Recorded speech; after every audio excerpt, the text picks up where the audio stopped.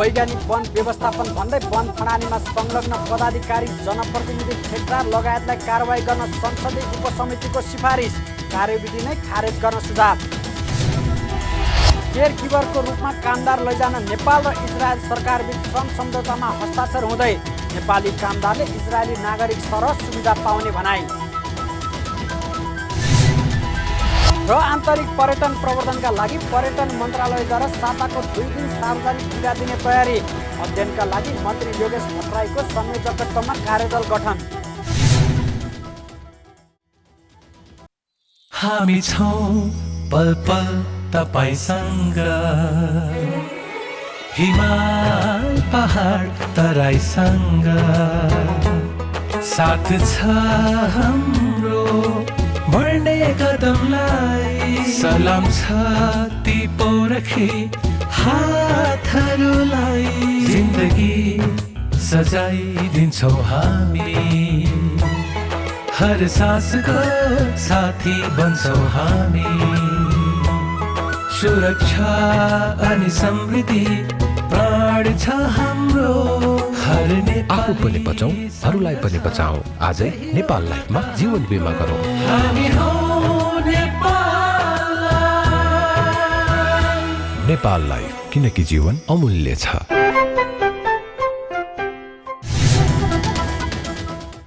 नमस्कार, कारोबार समाचारमा स्वागत छ। अब समाचार विस्तारमा। वैज्ञानिक वन व्यवस्थापनको नाममा सामुदायिक वनका पदाधिकारीहरू नै वनको संरक्षण भन्दा पनि विनाश गर्न लागेपछि प्रतिनिधि सभा अन्तर्गतको सार्वजनिक लेखा समितिले छानबिन गरेको छ। समितिले उपसमिति नै गठन गरेर तराईका 10 जिल्लामा 3 महिना लगाएर गरेको अध्ययनमा काठ तस्करहरूसँगको मिलेमतोमा स्थानीय नेता, सामुदायिक वनका अध्यक्ष र वनका कर्मचारी लगायत नै वन विनाश गर्न लागेको ठहर गरेको छ भने वैज्ञानिक वन व्यवस्थापन कार्यविधि समेत खारेज गर्न सिफारिस गर्दै काठ तस्करीका संलग्न सबै पदाधिकारी, ठेकदार र स्थानीय नेतालाई पहिचान कानुनी कारबाही गर्न सिफारिस समेत गरेको छ। बिहिबार उपसमितिका संयोजक प्रदीप यादवले समितिका सभापति भरत शाहलाई अध्ययन प्रतिवेदन बुझाउनु भएको हो। समितिले वन क्षेत्रमा भइरहेको पढानी तथा आर्थिक अपचलनका सम्बन्धमा अध्ययन गर्न गत असार 5 गते समितिका सदस्य यादव संयोजक रहने गरी 3 सदस्य छानबिन उपसमिति गठन गरेको थियो। छानबिन समितिमा सांसद दय प्रेम आले मगर र मीना सुब्बा सदस्य रहेकी थिइन्। बिहिबार उपसमितिका संयोजक यादवले बुझाइएको प्रतिवेदनमा वैज्ञानिक वन व्यवस्थापन कार्यविधि 2071 खारेज गरी राष्ट्रिय वन नीति 2071 र वन ऐन 2073 को उद्देश्य अनुरूप नयाँ राष्ट्रिय मापदण्ड तर्जुमा गर्न लगायतका 28 बुँदे निर्देशन सरकारलाई दिन सिफारिस गरेको छ। तराईका 10 जिल्लामा 3 महिना लगाएर गरिएको अध्ययनमा वन ऐन 2076 बमोजिम वन सम्बन्धी रणनीतिक योजना तर्जुमा गरी सोही अनुरूप गर्ने व्यवस्था भए पनि अधिकांश जिल्लामा विशेष गरी सालको रुख कटानमा मात्रै केन्द्रित भएको उपसमितिका संयोजक यादवले बताउनुभयो। नेपाल सरकार कार्यविभाजन नियमावली 2074 को नियम 5 अनुसूची 2 को 1(8) अनुसार संघीय मन्त्रालयहरूले तर्जुमा गर्ने निर्देशिका र कार्यविधिहरू मन्त्री परिषदबाट स्वीकृति गराउनु पर्ने व्यवस्था रहेको र वन ऐन 2076 को दफा 84 का वन ऐन र वन नियमावलीको कार्यान्वयनको लागि आवश्यक पर्ने निर्देशिका र कार्यविधिहरू नेपाल सरकारले पारित गर्नुपर्ने व्यवस्था रहेकोमा तत्कालीन वन तथा भू संरक्षण मन्त्रालयबाट मिति 2071 7/27 को सचिव स्तरीय निर्णयबाट वैज्ञानिक वन व्यवस्थापन कार्यविधि 2071 लागू गर्दै आएको देखिएको हुँदा वैज्ञानिक वन व्यवस्थापन कार्यविधि 2071 खारेज गरी राष्ट्रिय वन नीति 2075 को र वन ऐन 2076 को उद्देश्य अनुरूप वन क्षेत्रको आर्थिक, सामाजिक र वातावरणीय पक्ष समेत विचार गरी सहभागितामूलक रूपमा दिगो वन व्यवस्थापन गर्न आवश्यक पर्ने सूचकहरू सहितको राष्ट्रिय मापदण्ड तर्जुमा गरी लागू गर्न नेपाल सरकारले निर्देशन दिने।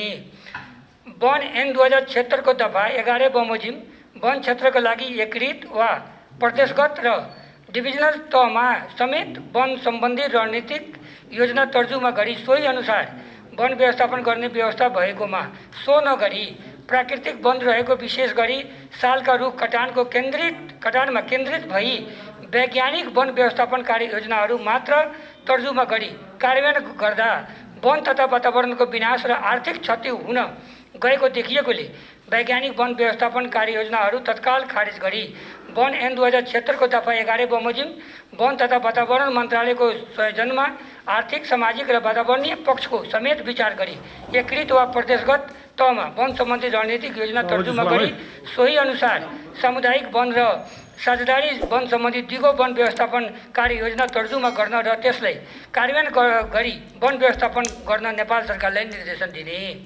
उपसमितिका संयोजक यादवले वातावरण संरक्षण ऐन घोषणा गरिएका चुरे र तराईका वनमा वैज्ञानिक वन व्यवस्थापनको नाममा जथाभावी रुख कटानमा संलग्न सबै वन अधिकृत सामुदायिक वन उपभोक्ता समूहका पदाधिकारी वैज्ञानिक वन कार्ययोजना बनाउने परामर्शदाता र ठेकदारहरूमाथि छानबिन गरी कारबाहीका लागि अख्तियार दुरुपयोग अनुसन्धान आयोगलाई निर्देशन दिन पनि सिफारिस गरेको बताउनुभयो। उहाँले सामुदायिक वन उपभोक्ता समूहका सदस्य र पदाधिकारीहरूको किर्ते कागजात बनाएर कैलाली, कञ्चनपुर, कपिलवस्तु, नवलपुर, सिन्धुली लगायतका जिल्लामा वन फडानीमा संलग्न पदाधिकारी र व्यक्ति पहिचान गरी थप छानबिन गरी कानुनी कारबाही गर्न अख्तियारलाई निर्देशन दिन सिफारिस गरेको पनि बताउनुभयो। वातावरण संरक्षण ऐन 2076 को दफा 30 बमोजिम सीमाना निर्धारित गरी वातावरण संरक्षण क्षेत्र घोषणा गरिएको चुरे र तराईको वन वैज्ञानिक वन व्यवस्थापन गर्ने भनी काठ कटान र सङ्कलन गर्ने नाममा भूक्षय हुने गरी जताततै बाटो र ठुला तथा चौडा अग्निरेखा निर्माण गरी व्यापक भूक्षय गराई वातावरण संरक्षण ऐन 2076 को दफा 30 र वातावरण संरक्षण नियमावली 2077 को नियम 34 विपरीतको कार्य गरेको देखिने आएकोले यस कार्यमा संलग्न अनुसूची 6, 7 र 8 मा उल्लेखित समेत दोषी डिभिजनल वन अधिकृत सामुदायिक वन उपभोक्ता समूहका पदाधिकारीहरू वैज्ञानिक वन कार्ययोजना बनाउने परामर्शदाता र वन कटानको ठेक्का लिने ठेकेदारहरूको पहिचान गरी वातावरण संरक्षण ऐन 2076 को दफा 35(3) बमोजिम कारबाही गर्न नेपाल सरकारलाई निर्देशन दिने। वैज्ञानिक वन व्यवस्थापन कार्यक्रम लागू गरिएका सामुदायिक वन उपभोक्ता समूहमा उपभोक्ता समूहका साधारण सदस्यहरू र पदाधिकारीहरू कृत्य दस्तखत गर्ने, नक्कली वन उपभोक्ता घर दूरी खडा गर्ने र एउटै घरलाई एकभन्दा धेरै वन उपभोक्ता समूहमा सदस्य बनाई वैज्ञानिक वन व्यवस्थापन कार्यक्रम अन्तर्गत रुख कटान गर्नको लागि कृत्य कागजात तयार गर्ने कार्यहरूमा संलग्न रही अख्तियारको दुरुपयोग गरी भ्रष्टाचार संलग्न रहेका कैलाली, कञ्चनपुर, कपिलवस्तु, नवलपुर, सिन्धुली लगायतका जिल्लाहरूमा वैज्ञानिक वन व्यवस्थापन कार्ययोजना लागू गरेकोमा सामुदायिक वन र साझेदारी वन उपभोक्ता समूहका अनुसूची 6 र 7 र 8 मा उल्लेखित समेत दोषी पदाधिकारीहरू प्रदेशका कार्यालय पदाधिकारीहरू, डिभिजनल वन कार्यालय कर्मचारीहरू तथा कार्ययोजना बनाउने परामर्शदाताहरू र काठ कटानमा संलग्न व्यक्तिहरूको पहिचान र थप छानबिन गरी कानुनी कारबाही गर्न अख्तियार दुरुपयोग अनुसन्धान आयोगलाई निर्देशन दिने। साथै वैज्ञानिक वन व्यवस्थापन कार्यक्रम सञ्चालनमा अनियमितता गरी विभिन्न व्यक्तिहरूले अस्वाभाविक रूपमा उच्च जीवनयापन गरेको देखिएकाले आवश्यक अनुसन्धान गरी कारबाही गर्न समेत निर्देशन दिनुपर्ने यादवले बताउनुभयो। वैज्ञानिक वन व्यवस्थापन कार्यक्रम लागू गरेका जिल्लामा तत्कालीन समयदेखि अहिलेसम्म कार्यरत सबै डिभिजन वन अधिकृतहरू सहित सामुदायिक वन उपभोक्ता समूहमा रहेका निर्वाचित जनप्रतिनिधि समेतमा सम्पत्ति शुद्धिकरण सम्बन्धी छानबिन गरी कारबाही गर्न सरकारलाई निर्देशन दिनुपर्ने बताउनुभयो।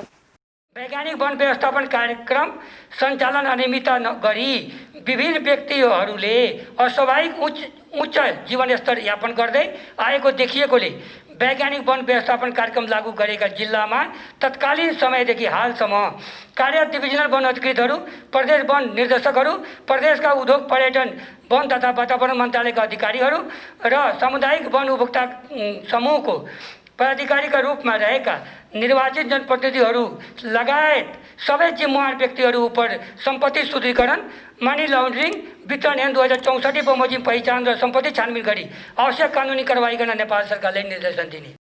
वन तथा वातावरण मन्त्रालयको अनुसार देशभरि रहेको कुल 22,72,000 हेक्टर वन मध्ये 1,75,321 हेक्टर वन क्षेत्र वैज्ञानिक वन व्यवस्थापनका रूपमा रहेका छन्। यस्तै 22,415 सामुदायिक वन मध्ये 750 वटा वनमा मात्रै वैज्ञानिक वन व्यवस्थापन लागू भएको छ। वैज्ञानिक व्यवस्थापन कार्यविधि अनुसार नेपालको कुल वन क्षेत्रको 51% वन क्षेत्र उत्पादनमूलक वैज्ञानिक व्यवस्थापन गर्न योग्य रहेको छ। जसबाट 6 देखि 12 करोड घन फिट काठ वर्षेनी सङ्कलन गर्न सकिन्छ भने वार्षिक करिब 1 खर्ब रुपैयाँ अर्थतन्त्रमा योगदान पुग्ने अनुमान छ। तर पछिल्लो समय वैज्ञानिक वन व्यवस्थापन भन्दै काठ तस्करहरूसँगको मिलेमतोमा स्थानीय नेता, सामुदायिक वनका अध्यक्ष र वनका कर्मचारीहरूले अनियन्त्रित रूपमा पढानी गरिरहेका छन्। कामदार लैजाने विषयमा नेपाल र इजरायल सरकारबीच श्रम सम्झौतामा हस्ताक्षर हुने भएको छ।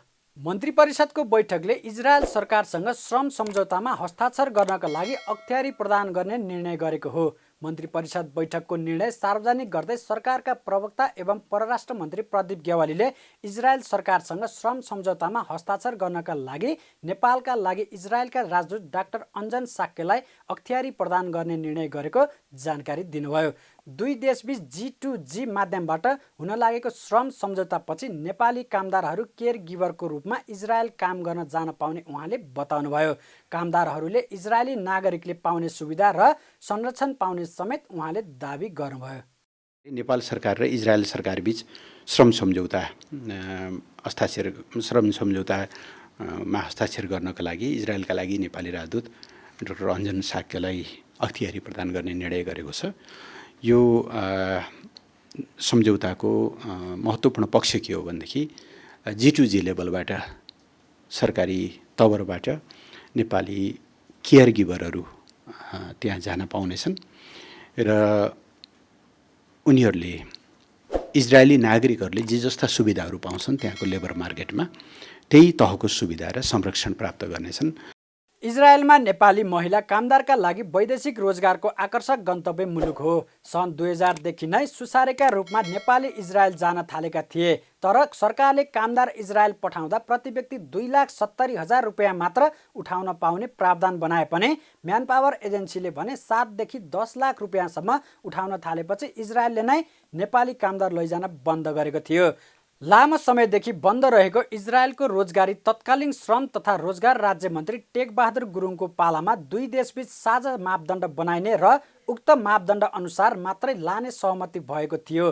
त्यसपछि लामो समयको छलफलपछि मापदण्ड तयारी गरी G2G माध्यमबाट नेपाली कामदार केयर गिभरको रूपमा लाने सहमति भएको हो। यसैगरी मन्त्री परिषद बैठकले नेपाल र चीनबीच व्यापार संयुक्त कार्यदलको प्रथम बैठक गर्नका लागि वार्ता टोली र कार्यसूची पनि स्वीकृत गरेको छ।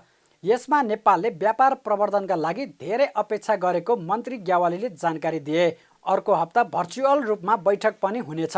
मन्त्री परिषद बैठकले एक्जिआटा इन्भेस्टमेन्ट UK र एनसेल प्रालीले नेपाल सरकार विरुद्ध international centre for settlement for the investment डिस्प्युट्समा दिएको मध्यस्थता सम्बन्धी मुद्दाको प्रतिरक्षा गर्ने निर्णय पनि गरेको छ।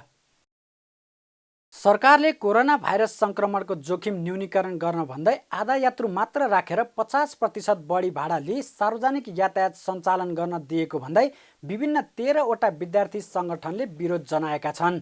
उनीहरूले सो निर्णय 7 दिनभित्र खारेज नगरे आन्दोलनमा जाने भन्दै भौतिक पूर्वाधार तथा यातायात मन्त्री वसन्त कुमार नेमाङलाई चेतावनी नै दिएका छन्।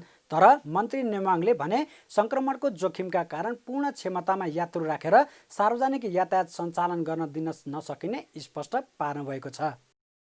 कोरोना भाइरसका कारण पूर्ण क्षमतामा यात्रु राखेर सार्वजनिक यातायात सञ्चालन गर्न दिन नसक्ने स्पष्ट पारेको छ। भौतिक पूर्वाधार तथा यातायात मन्त्री वसन्त कुमार नेमाङले मन्त्रालयमा ज्ञापन पत्र बुझाउन पुगेका विद्यार्थी नेताहरूसँग कुरा गर्दै तत्कालका लागि पूर्ण क्षमतामा सार्वजनिक यातायात सञ्चालन गर्न दिन नसक्ने स्पष्ट पार्नु भएको हो। विभिन्न 13वटा विद्यार्थी सङ्गठनले सार्वजनिक यातायातले आधा यात्रु मात्र बोक्न पाउने र 50% बढी भाडा लिन पाउने व्यवस्थालाई खारेज गर्न माग गर्दै मन्त्री नेमाङ समक्ष ज्ञापन पत्र बुझाएका हुन्। तर मन्त्री नेमाङले कोभिड-19 सम्बन्धमा तोकिएको स्वास्थ्य मापदण्डलाई पहिलो शर्त मानेर सार्वजनिक यातायात सञ्चालन गर्न दिएकाले तत्काल भाडा दर घटाउन र सार्वजनिक यातायातलाई पूर्ण क्षमतामा सञ्चालन गर्न दिन नसकिने बताउनु भएको हो। देशका सबै क्षेत्रमा PCR परीक्षण गरी यात्रा गर्न सम्भव नभएकाले पनि आधा यात्रु राखेर आधा भाडा दरमा सवारी साधन सञ्चालन गर्न दिने विकल्प सरकारले रोजेको बताउनुभयो। उहाँले बढी भाडा पनि लिने र पूर्ण क्षमतामा सार्वजनिक यातायात सञ्चालन गरेको पाइए कारबाही गर्ने समेत बताउनुभयो। कहाँ गर्ने पहाडतिर दार्चुलामा ताप्लेजुङमा भोजपुरमा कहाँ PCR गरेर काठमाडौँ मान्छे बसमा चढेर आउँछ। PCR गर्ने ल्याबहरू हुनु पर्यो, यो व्यावहारिक हुँदैन। त्यसो भएको हुनाले मेडिकल प्रोटोकलको अर्को के त भन्दाखेरिमा डिस्टेन्स मेन्टेन गर्ने,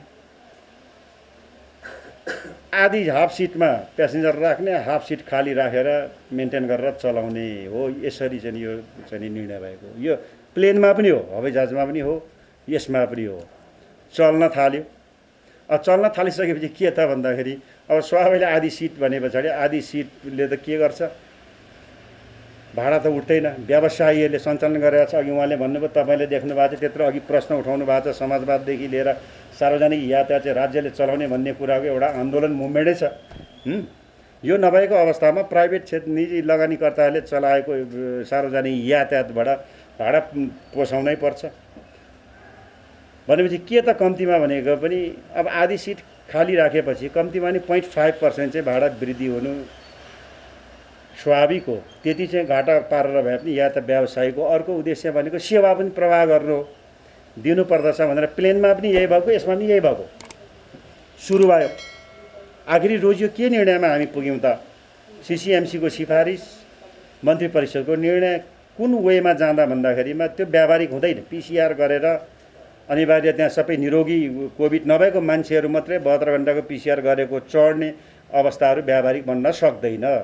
विद्यार्थी नेताहरूले भने मन्त्री सामु 50% भाडा बढाएर सार्वजनिक यातायात सञ्चालन गर्ने सरकारको निर्णय 7 दिनभित्र खारेज नभए कडा आन्दोलन गर्ने चेतावनी दिएका छन्।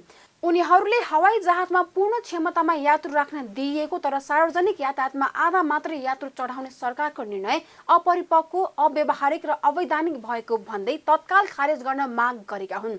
यस्तै उनीहरूले लामो दूरीका यातायातमा 2 जना चालक राख्ने व्यवस्थालाई कडाइका साथ कार्यान्वयन गरी सार्वजनिक यातायातलाई सरल, सुरक्षित र भरपर्दो बनाउन समेत माग गरेका छन्।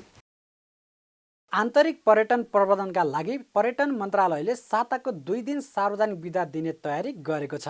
पर्यटन मन्त्री योगेश भट्टराईको संयोजकत्वमा बिहिबार बसेको मन्त्री स्तरीय बैठकले 2 दिन बिदाका लागि अध्ययन कार्यदल बनाउने निर्णय गरेको छ। मन्त्रालयका अनुसार कार्यदलले प्रस्ताव तयार गरे लगत्तै मन्त्री परिषदमा पेश गरिनेछ। मन्त्रालयका सहसचिव तथा पर्यटन महाशाखाका प्रमुख प्रदीप कुमार कोइरालाको संयोजकत्वमा गठित कार्यदलमा पर्यटन विभागका महानिर्देशक रुद्रसिंह तामाङ र नेपाल पर्यटन बोर्डका प्रमुख कार्यकारी अधिकृत धनञ्जय रेग्मी सदस्यमा छन्। समितिमा अर्थ, गृह र सामान्य प्रशासन मन्त्रालयका प्रतिनिधि समेत राखेर कार्यदलले अध्ययन गर्नेछ। बैठकमा पशुपति मन्दिर र लुम्बिनी स्वास्थ्य सुरक्षाको मापदण्ड अपनाएर खोल्ने प्रस्ताव सिसिएमसीमा पेश गर्ने निर्णय गरेको छ। बङ्गलादेश, इन्डोनेसिया, रुस, कोरिया र फिनल्यान्ड लगायत मुलुकहरूसँग भएको द्विपक्षीय हवाई सम्झौताहरू असोज महिनाभित्रै तयार गरेर मन्त्री परिषदमा पेश गर्ने निर्णय पनि बैठकले गरेको छ। बैठकले 1 साताभित्र हवाई इन्धन मूल्य पुनरावलोकन तथा हवाई भाडा सम्बन्धमा ठोस प्रस्ताव तयार गरी पेश गर्न हवाई महाशाखा र नेपाल नागरिक उड्डयन प्राधिकरणलाई निर्देशन समेत दिएको छ। साताको अन्तिम दिन शेयर बजारमा सामान्य सुधार देखिएको छ। शेयर बजार मापन गर्ने नेप्से परिसूचक बिहिबार 5.74 अङ्कले बढेर 1561.27 अङ्कमा रोकिएको हो। बिहिबार नेप्से परिसूचकमा सुधार देखिएको दिन कारोबार रकम पनि बढेको छ। शेयर कारोबारमा लगानीकर्ताको ध्यान जलविद्युत कम्पनीतर्फ देखिएको कारण परिसूचक र कारोबार रकम बढेको हो। यस दिन 193 कम्पनीको 89,71,000 किता शेयर 2 अर्ब 23 करोड रुपियाँ बराबरको कारोबार भएको छ। कारोबार रकमको आधारमा अरुण काबेली पावर अग्र स्थानमा रहेको छ। अरुणको 14 करोड 78 लाख रुपियाँको शेयर किनबेच भएको छ। दोस्रो र तेस्रो स्थानमा क्रमशः अप्पर तामाकोशी र नेपाल रि इन्सुरेन्स रहेका छन्। बिहिबारको कारोबारमा सबैभन्दा बढी कमाउने 10 वटा कम्पनीमा 10 वटा नै जलविद्युत समूह रहेका छन्। कारोबार समाचारमा अब सुन, चाँदी र तरकारीको थोक मूल्य तथा विदेशी विनिमय दर सम्बन्धी जानकारी।